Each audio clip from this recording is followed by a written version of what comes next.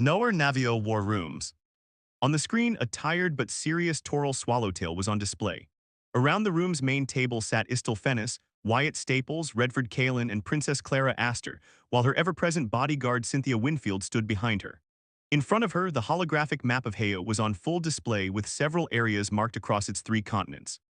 There are fewer violent protests and Grand Revolution loyalist groups than I expected, Clara confessed with mild amusement. I moved quickly to silence those who I knew wouldn't bend the knee, my princess. Regardless, I feared far more defiance after the announcement of the revolution's dissolution and the reintegration of Heo back into the embrace of the principality. Yet fatalities and casualties have been kept to a minimum, and most protests are quelled quickly, Tornell replied. Unsurprising, Istel joined in with barely concealed disdain and a flaunting ego to match it. The people of Higo have experienced many tragedies after that foolish and pointless uprising, most of them dealt by the hands of their own liberators, he spat in a mocking tone. Tornell narrowed his eyes but didn't refute the count. Wars, purges, famine, diseases, a complete societal downgrade, and a near collapse only staved off by pirates raiding your neighbors. Compared to your current disastrous situation in all fields, returning to the warm, generous embrace of the principality shall be a delicious ambrosia. I would have worded it differently, but you're not wrong, Lord Istel, Toril replied with a glare that died a second later. My people have suffered enough. Most of us just want peace and stability, he sighed deeply. It doesn't matter what we believe at this point about the past. It happened. Mistakes were made. All we have now is the future.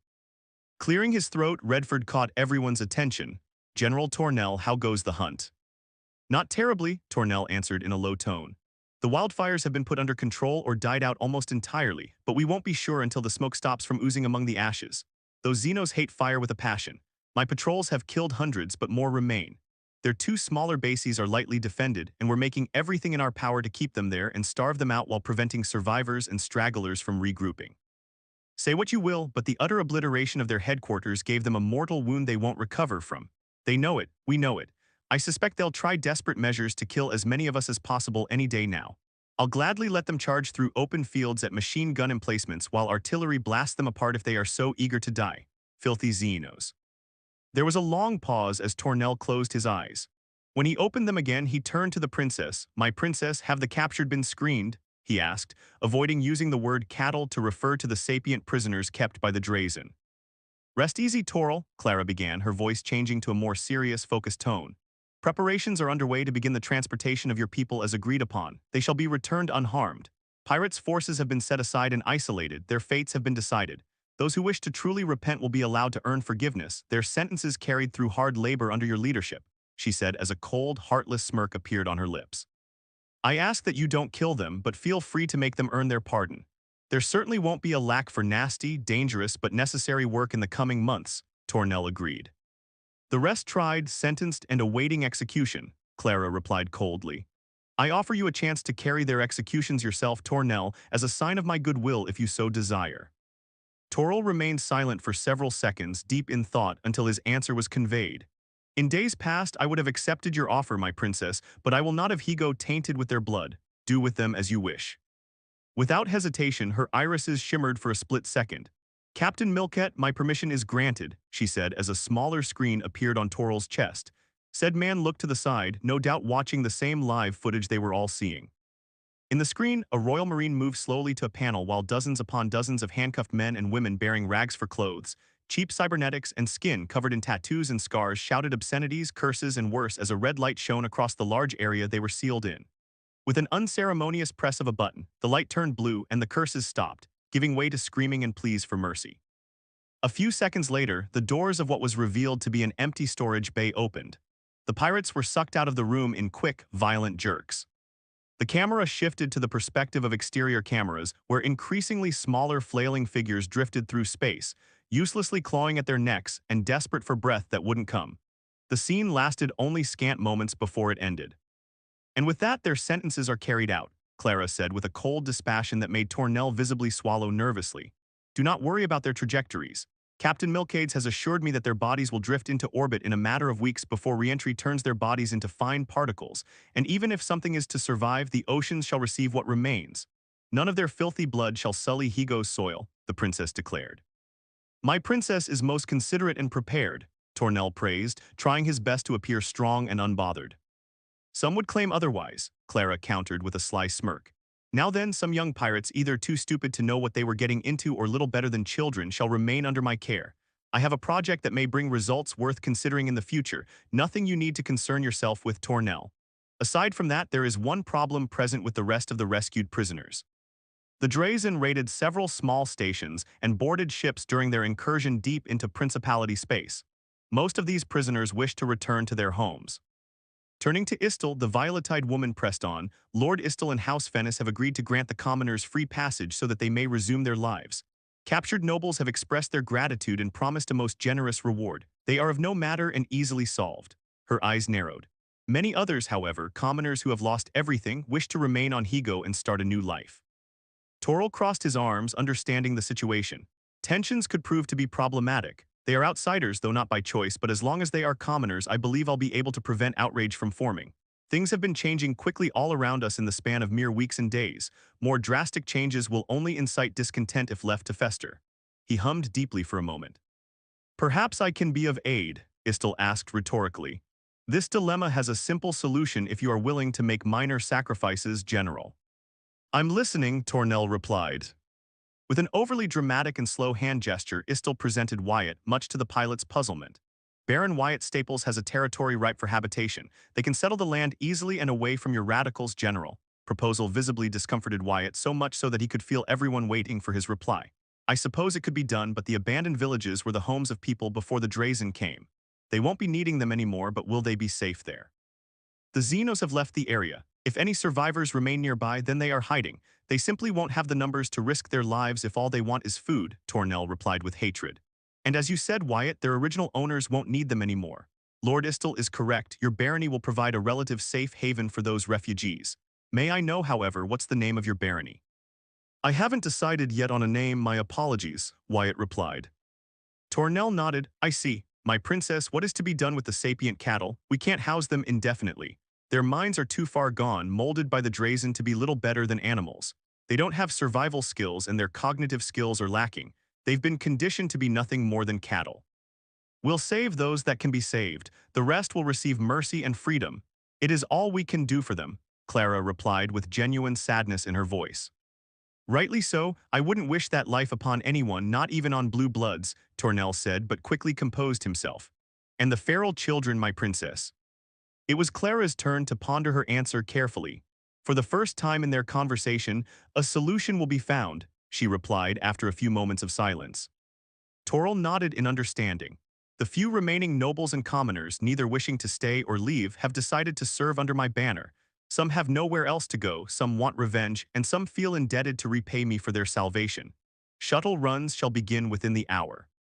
Understood, my princess. I'll make preparations to receive them, Tornell replied, and the video call ended. After the call, can he possibly be more ungrateful? Istel asked no one in particular the following moment. My house is to bring precious resources, personnel, expertise, machinery, and more to ease their reconstruction process, and he has the goal to showcase his beastly disdain. Such impertinent insolence should cost him his head.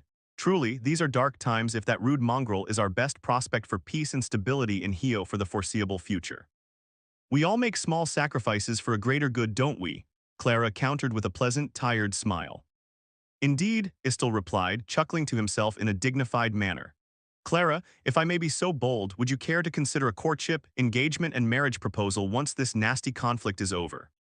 That is bold of you, Clara replied, unable to contain her amusement, while Redford and Cynthia's expressions froze in shock at his casual, straightforward approach. Wyatt only looked at the exchange with a raised eyebrow. May I ask what has developed this turn of events? Simple logic. I've never had an interest or desire to pursue a spouse. My work is my life, my studies are my passion. However, I'm not blind to the realities my position entails. I may not be an heir apparent, but I need to find a respectable, powerful, intelligent woman to marry. Clara let out a laugh, leaning in until her shoulders rested on the table and an open palm supported her chin. You do realize, of course, that I'm a princess. Our union could prove to be a difficult one, not to mention that I may not live long enough to see this conflict end. My life has been endangered many times in the span of but a few months. Many more may yet come. Istel nodded. I'm aware of my precarious position and boldness, yet I lose nothing by making my intentions known. Of course, I'd follow the proper ways of courtship were His Majesty the Prince to accept it. You Istel are far bolder and ambitious than I originally thought, most pleasantly and curiously so. For the moment, I will only entertain the idea and give a proper answer after my uncle is stopped and peace has returned to the principality. Do not bind yourself to the expectation of my answer, however, Clara replied, smiling. Istel nodded and stood up. If my duty to my house is to be determined by my father, then it will be so, for I expect nothing else from you, Clara. Be that as it may, my piece is said, and I shall leave now to tend to my studies and duties. Farewell. With a polite bow of his head, Istel left the room without shame, nervousness, or hesitation. A few seconds after the doors closed, Cynthia was the first to react. Is he bold, ambitious, or simply rude? I can't decide for myself honestly. Clara, why did you allow him to speak to you in such a manner? Clara, returning to her seated position, replied with a playful smile. What a brutally honest man, isn't he? For better or for worse, it is a trait I can respect. You're not considering accepting his proposal, are you? Redford asked, crossing his arms. Clara hummed deeply for a few moments before delivering her answer. Perhaps, politically speaking, it's a good trade-off. There is no animosity between us, and with our intellects combined, perhaps we could achieve some remarkable goals. Alas, it is all speculation, but it is one worth remembering. I don't suppose something handmade would be a good wedding gift, Wyatt asked all of a sudden. I've never been to a wedding before. Three sets of eyes turned to him. It didn't take long for his serious expression to break and give a small, pleased smile in response to his horrible joke. Redford could only shake his head slowly. Cynthia pinched the bridge of her nose and Clara giggled. Suddenly, the princess clapped her hands together. Speaking of gifts, Wyatt, you've got gifts to receive, or rather prizes. Now that the K-Buy has arrived, I was able to finalize all of our pending and necessary transactions. For capturing the gallant venture on your own, capturing several nobles including Javier W. Casimir Khan and Felicity Center, and services rendered, you'll receive a total prize of 20 million credits, with 14 coming from the capture of the light destroyer the Gallant Venture, she revealed with a sly smirk. Wyatt felt dizzy as darkness crept at the edges of his vision. He felt his heart skip a beat or two, his skin tremble and his stomach churn, but he didn't succumb to that swift, cold embrace this time. He was able to remain conscious, just barely, much to his blonde friend's disappointment. What, no fainting this time? Oh well, I do suppose I'll have to be satisfied with those wonderful expressions and reactions, she exclaimed with that same playful smirk. You're a merciless woman, heartless, devoid of compassion, Cynthia protested against her best friend's eccentric sense of humor. Oh shush you, Wyatt didn't faint now, did he? Clara countered. That does not make your actions acceptable, young lady, Redford joined in. 20 million credits, Wyatt said, managing to get a hold of himself. What am I going to do with so many credits? You could invest half of it into your barony, Clara replied, losing her more playful tone but conserving her gentle, friendly approach. Your land is empty as it stands now, and whoever inhabits it will be destitute. Use it to start developing it and find people capable of running a semi-decent administration and balancing. You could ask Istel for help in that field. Wyatt wanted to nod and simply take Clara's advice, but something stopped him, an idea, a curious idea. Clara, since these people will come to live in my land that does not get easier to comprehend, maybe I should ask them. You lose nothing in trying, Clara admitted.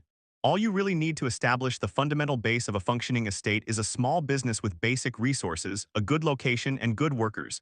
You have it all at your disposal. Good workers will be your most precious resource if not particularly skilled commoners. Which business venture would you like to start with? Forestry, it's what I'm familiar with, Wyatt replied instantly, but Clara shook her head. You need more skilled people who know what they're doing. You need a constant influx of tools, uniforms, security, equipment, machinery, or tamed beasts of burden. Start with something simpler and something that can provide a food source like hunting. Hunting? The word made him remember his brother Wesco and the cliques. All Higo was blessed by not having to deal with the infestation of those giant, dumb-as-dirt and angry giant birds. Hunting was a good option, but something even better came to him. He'd never once gone fishing, yet he knew that fishing villages, towns, and outposts hardly went hungry. Fishing, he muttered. What about fishing? There's an ocean and rivers. Clara and Cynthia smiled in unison. Excellent choice. With your investment and Istel's supervision, you should easily set up a small but stable fishing village near the coast and a power plant on a nearby river. Save credits for small future projects, expansion, wages, and expenses. Their lives will hardly be comfortable, but they will be fed, employed, and protected, and they may prosper in the future, Clara commented while Cynthia nodded in approval. Then that's what I'll do. They lost everything thanks to the Drazen. It may not be much, but I want to help them live a better life. If they're lucky, maybe they'll capture a Dren, burn it alive, and hear it scream. Wyatt blinked, Scream, forest, screaming forest. Clara, can I name my barony the barony of screaming forests? Not again, Redford muttered weakly. Give up, old man, I've no hope left in me, Cynthia added. Clara's eyes sparkled with mirth and a wide smile formed on her lips. What a wonderful name, she clapped once before continuing. Now that the name of your barony is decided, tell me, will you truly knight your squadmate Leopold Darrar? If it means he'll remain as part of the composters and prevent blue bloods from kicking him out just because he's a commoner, then yes, I'll knight him, Wyatt replied without hesitation. Then another thought came to him, a memory, his conversation with Gregor regarding equipment. I have more than enough credits, so why not?